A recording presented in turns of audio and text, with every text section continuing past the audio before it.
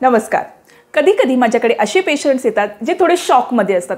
ते म्हणतात मृणालनी ऑफिसमध्ये रुटीन ब्लड टेस्ट झालं आणि त्याच्यामध्ये माझी ब्लड शुगर खूप हाय दाखवली, मला प्री डायबिटीज आहे असं निदान झालं. मला कळलंच नाही मला कधी प्री डायबिटीज झाला किंवा कधी माझी रक्तातली साखर वाढली. जर एखाद्या डिसऑर्डरचं डायग्नोसिस लवकर झालं, एखाद्या व्याधीचं निदान जर लवकर झालं तर त्याचं ट्रीटमेंट किंवा त्याला कंट्रोल करणं हे खूप इझी जातं. आपली कंट्री तर डायबिटीजचं कॅपिटलच आहे. जर आपल्याला लवकर कळलं की मला जे काही सिम्पटम्स किंवा जे काही सायन्स, जे काही लक्षणं दिसत आहेत ती डायबिटीजची आहेत किंवा माझी रक्तातली साखर वाढलेली आहे याची आहेत, तर आपण थोडेफार लाईफस्टाईल चेंजेस करून थोडं डॉक्टरच्या सल्ल्याने हे जे हाय ब्लड शुगर किंवा जो प्री डायबिटीज आहे किंवा डायबिटीज जो आहे तो कंट्रोल करू शकतो. पण ते केव्हा होईल? जेव्हा आपल्याला ह्याचे अर्ली सायन्स म्हणजे सुरुवातीची लक्षणं जी आहेत ते कळून येतील.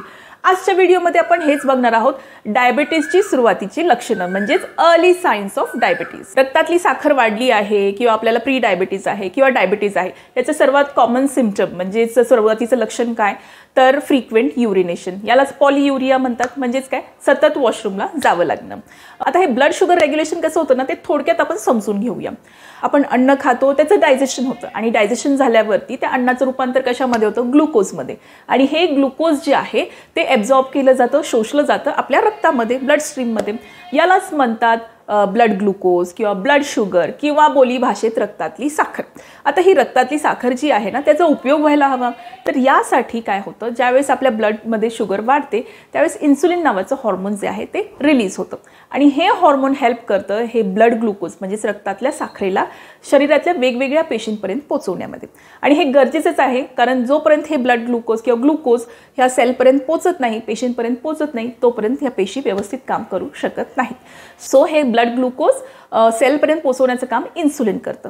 पण ज्यावेळेस तुम्हाला हाय ब्लड शुगर्स किंवा प्री डायबिटीज, इन्सुलिन रेझिस्टन्स किंवा डायबिटीज असेल, त्यावेळेस हे सेल्स जे आहेत ते इन्सुलिनचं ऐकत नाहीत आणि जे ब्लड ग्लुकोज लेवल आहे ते एक्सेप्ट करत नाहीत. म्हणजे रक्तातली साखर जी आहे ती सेलपर्यंत पोचत नाही. मग हे तुमचं ब्लड ग्लुकोज, रक्तातली साखर ही रक्तातच राहून जाते. आता ही रक्तातली साखर किंवा ब्लड ग्लुकोज जे आहे ते रक्तात राहून चालणार नाही. कसं तरी याला आपल्याला एलिमिनेट करावं लागणार आहे शरीरातून. मग किडनीज हे काम करतात आणि फ्रिक्वेंट युरिन फॉर्म होतं आणि फ्रिक्वेंटली तुम्हाला वॉशरूमला जावं लागतं आणि या युरिन थ्रूच तुमची ही ब्लड शुगर थोडी शरीराबाहेर फेकली जाते. त्यामुळे तुम्हाला सतत वॉशरूमला जावं लागणार जर तुमच्या ब्लड शुगर लेवल्स हाय असतील तर. आणि एस्पेशली रात्रीच्या वेळेला तुम्हाला जास्त वॉशरूमला जावं लागतं. सो तुम्ही हे एक सिम्पटम वॉच आउट करू शकता. हे याच्याशीच रिलेटेड आणखीन एक सिम्पटम आहे, ते म्हणजे फ्रिक्वेंट युरिन इन्फेक्शन्स, सतत होणारे urine infections.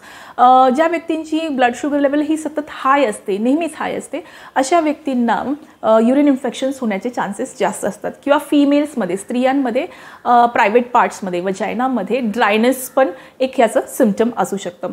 So urine infections जर तुम्हाला सतत होत असतील तर त्याच्याकडे लक्ष देण्याची गरज आहे. फ्रिक्वेंट थर्स्ट म्हणजे सतत तहान लागणे, हे पण एक अर्ली साईन आहे, सुरुवातीचं लक्षण आहे डायबिटीजचं.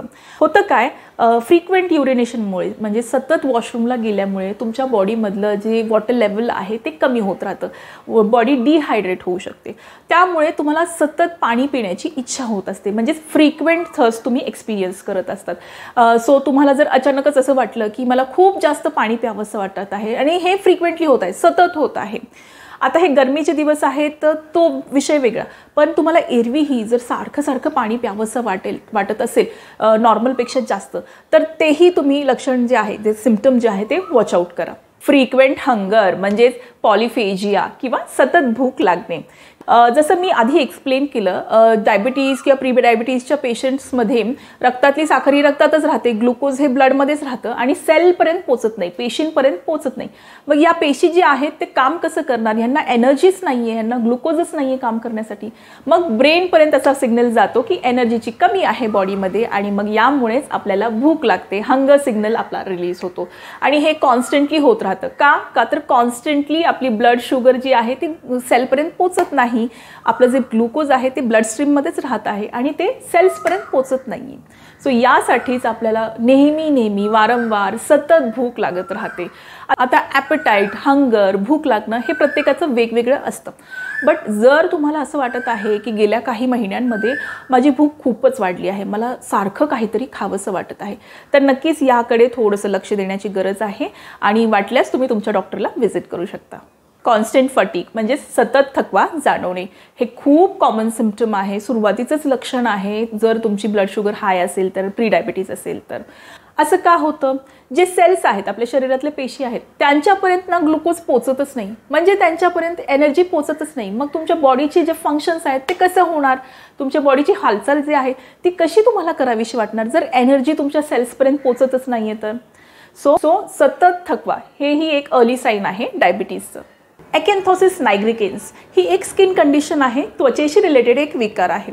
या कंडिशनमध्ये होतं काय, जिथे स्किन फोल्ड्स असतात, म्हणजे जिथे आपली त्वचा जी आहे ती अशी फोल्ड होते, त्या ठिकाणी आपल्याला डार्क वेल्वेटी पॅचेस दिसतात. म्हणजे काय, काळपट रंगाचे, एकदम डार्क ब्राऊन रंगाचे आपल्याला तिथे पॅचेस दिसतात, वेल्वेटी असे ते दिसायला सॉफ्ट असतात. आणि मानेला किंवा आपल्या आर्मपिट्समध्ये, काखेमध्ये किंवा जे तुमचे थाईज आहेत तिथे हे डार्क पॅचेस दिसून येतात. त्याचे मी पिक्चर्स तुमच्यासोबत शेअर करेनच, बट हे खूप कॉमन आहेत. आपण बघतो खूप जणांना मानेला असं ना खूप जास्त ब्राऊन किंवा जास्त डार्क कलरचे पॅचेस आलेले असतात.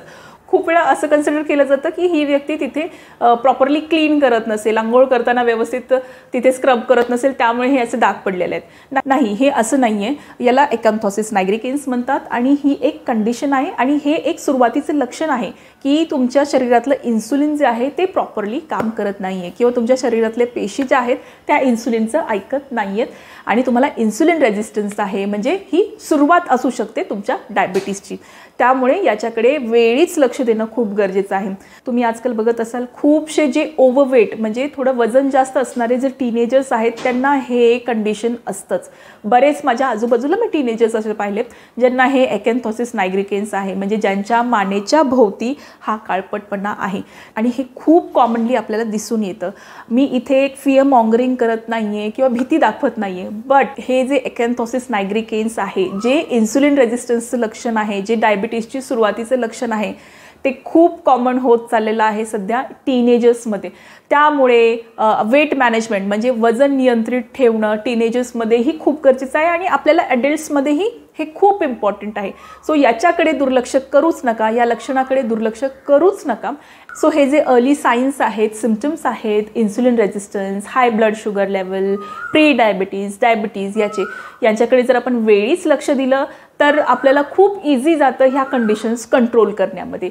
थोडेफार लाईफस्टाईल चेंजेस जसं एक्सरसाइज, डाएट, डॉक्टरकडून जर गरज पडली तर मेडिकेशन्स, या गोष्टींमुळे ह्या कंडिशन्स ज्या आहेत त्या खूप पटकन कंट्रोलमध्ये येतात किंवा मॅनेज होतात किंवा रिव्हर्स पण होतात जर तुम्ही सुरुवातीला जर ट्रीटमेंट केली तर.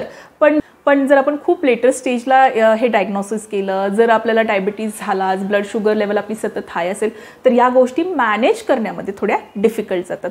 त्यामुळे वेळीच हे जे अर्ली साईन्स आहेत, जे सुरुवातीचे लक्षणं आहेत, याच्याकडे आपलं बारीक लक्ष असायला हवं. तुम्हाला आजचा व्हिडिओ कसा वाटला हे मला नक्की कमेंट सेक्शनमध्ये सांगा.